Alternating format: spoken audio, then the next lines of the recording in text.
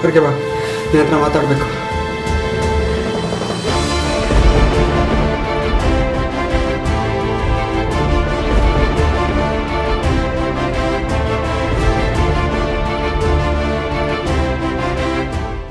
ಯಾಕೆ ಓಡಿ ಬಂದೆ ಅಂತಂದರೆ, ಥ್ಯಾಂಕ್ ಯು. ನೀನು ಹೇಳ್ದಂಗೆ ಲಾಸ್ಟ್ ಟೈಮ್ ನಾವು ಮಾಡಿದ ವೀಡಿಯೋನ ಯೂಟ್ಯೂಬಲ್ಲಿ ಬಿಟ್ಟೆ. ಕಾನ್ಸೆಪ್ಟ್ ತುಂಬ ಜನಕ್ಕೆ ಇಷ್ಟ ಆಯಿತು, ತುಂಬ ಅಪ್ರಿಸಿಯೇಷನ್ ಸಿಕ್ತು. Thank you. ನನ್ನ ಲೈಫಲ್ಲಿ ಫಸ್ಟ್ ಸ್ಟೆಪ್ ಇಟ್ಟಿದ್ದೀನಿ ನಾನು. Thank you.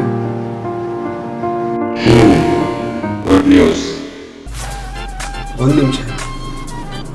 ಎಲ್ಲ ಚೆನ್ನಾಗಿದೆ ಅಂತ ಹೇಳಿದ್ರು, ಬಟ್ ನಿನ್ನ ವಾಯ್ಸಲ್ಲಿ ಕ್ಲಾರಿಟಿ ಇಲ್ಲ ಅಂತ ಮಾತ್ರ ಹೇಳಿದ್ರು. ನೀನು ಮತ್ತೆ ಅದೇ ಥರ ಹೋ ಅಂತ ಮಾತಾಡೋದು. ನಿಮ್ಗೆ ಬೇಕಾದ್ರೆ ಮಿಕ್ಸ್ ಕೊಡ್ತೀನಿ, ಸ್ವಲ್ಪ ವಾಯ್ಸ್ ಕ್ಲಿಯರ್ ಮಾಡಿ ಮಾತಾಡ್ತೀಯ?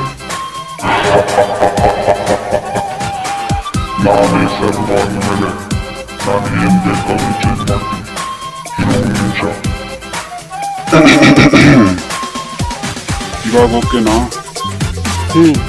ಗುಡ್. ಈಗ ಹೇಳು, ನೆಕ್ಸ್ಟ್ ಏನ್ ಬೇಕು ನಿನಗೆ? ಇನ್ನೊಂದು ಐಡಿಯಾ ಬೇಕು. ನೀನು ಹೇಳಿದ್ನ ಹಂಗೆ ಶಾರ್ಟ್ ವಿಡಿಯೋ ಮಾಡಿ ಹಾಕ್ತೀನಿ. ಏನಾದರೂ ಬಿಲೀಫ್, ನಂಬಿಕೆ ಬಗ್ಗೆ ಹೇಳಿದ್ರೆ ಚೆನ್ನಾಗಿರುತ್ತೆ. ಸರಿ, ಹಾಗಾದ್ರೆ ಯಾರಿಗೂ ಗೊತ್ತಿದ್ದರೂ ತಾನು ರಿಯಲೈಸ್ ಆಗದ ಒಂದು ವಿಷಯನ ಹೇಳ್ತೀನಿ. ನೀನು ಯಾವುದನ್ನು ಸ್ಟ್ರಾಂಗ್ ಆಗಿ ನಂಬ್ತೀಯೋ, ನಿನ್ನ ಮನಸ್ಸು ಯಾವ ವಿಷಯದಲ್ಲಿ ನಂಬಿಕೆ ಇಟ್ಕೊಂಡಿದೆಯೋ, ನಿನ್ನ ಕಣ್ಣುಗಳು ನೋಡುವುದಕ್ಕೂ ಮೊದಲು ನಿನ್ನ ಮೈಂಡ್ ನೋಡುತ್ತೋ, ಅದು ನಿನಗೆ ಖಂಡಿತ ಸಿಕ್ಕೇ ಸಿಗುತ್ತೆ. ಪ್ರತಿ ಮನುಷ್ಯನ ಮೈಂಡ್ ಹಾಗೆ ಕೆಲಸ ಮಾಡುತ್ತೆ. ದೊಡ್ಡ ದೊಡ್ಡ ಸೈಂಟಿಸ್ಟ್ಗಳು ತಾನು ಎಕ್ಸ್ಪೆರಿಮೆಂಟ್ ಮಾಡೋಕ್ಕೂ ಮೊದಲು ಆ ಎಕ್ಸ್ಪೆರಿಮೆಂಟ್ನ ಫೈನಲ್ ರಿಸಲ್ಟ್ನ ಬರ್ಕೊಂತಿದ್ರು. ಆ ರಿಸಲ್ಟ್ ಅವ್ರಿಗೆ ಬಂದಿದೆ ಅಂತ ನಂಬ್ತಿದ್ರು. ಹಾಗೆ ಮಾಡಿದ್ರಿಂದ ಅವರ ಮೈಂಡ್ ಆ ರಿಸಲ್ಟ್ ಬರೋವರೆಗೂ ಅವರಿಗೆ ಸಪೋರ್ಟ್ ಮಾಡ್ತಾನೇ ಇರುತ್ತೆ.